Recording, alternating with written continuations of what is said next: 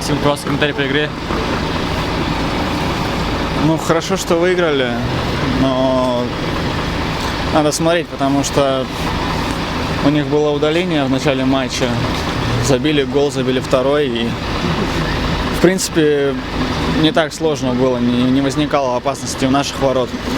Контролировали игру, но очень, наверное, успокоились, потому что скорости упали и решили, что дело сделано. Но потом я в момент с первым голом, пропущенным нашим, не видел.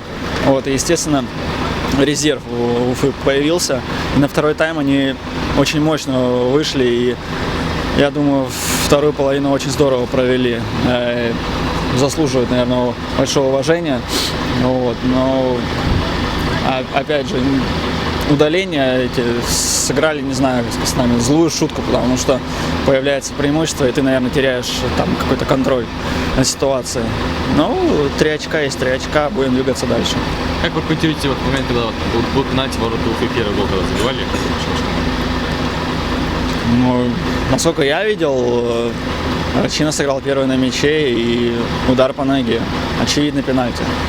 Поэтому, не знаю, я не могу судить, это судейское решение, его нельзя оспаривать. Максим, спасибо, зачем?